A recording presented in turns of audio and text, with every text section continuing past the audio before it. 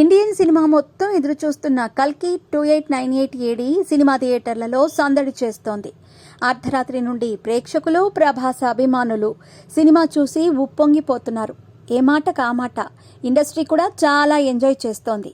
ఈ క్రమంలో గత కొన్ని రోజులుగా వస్తున్న పుకార్లు నిజమయ్యాయి. అవే సినిమాలో అతిథి పాత్రలు. సినిమా మొదలయ్యింది ఆలస్యం, అతిథి పాత్రల పుకార్లు చాలానే వచ్చాయి. అందులో చాలా వరకు నిజం కాగా మరికొంతమంది తళుక్కున మెరిసి షాక్ ఇచ్చారు.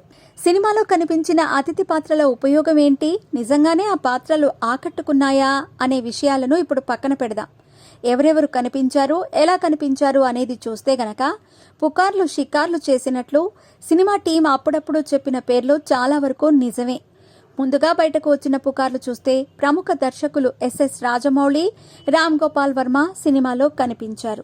వర్మ ఓ హోటల్ నిర్వాహకుడిగా నటించగా రాజమౌళి కార్ల స్పేర్స్గా నటించారు. ఇక సినిమా రిలీజ్ ముందు రోజు టీం చెప్పేసినట్లుగా విజయ్ దేవరకొండ, దుల్కర్ సల్మాన్ కూడా సినిమాలో ఉన్నారు. దుల్కర్ ఈ సినిమాలో ప్రభాస్ను పెంచి పోషించిన వ్యక్తిగా కనిపిస్తాడు.